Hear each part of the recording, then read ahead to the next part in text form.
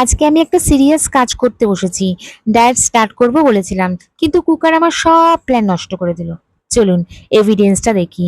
ধীরে ধীরে ঢাকা তুলে, আরে মা গো, এটা মাংস না, এটা তো লাল রঙের জাদু।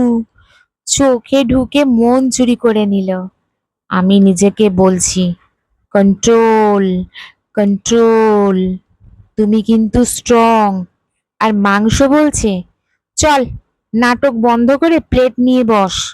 এবার কড়াইতে গিয়ে দেখি, এই যে ফুটছে, শুধু মাংস না, আমার সব রিসলিউশন ফুটছে।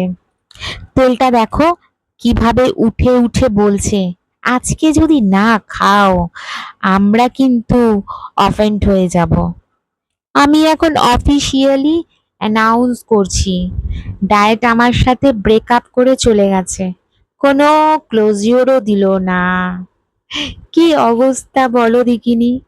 আর যারা বলো আমি একদম কম খাই, তারা এখানে এসো।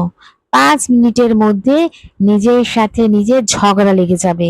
লাস্ট ওয়ার্নিং, ভিডিওটা দেখে যদি জিভে জল না আসে তাহলে বুঝতে হবে তুমি এলিয়েন।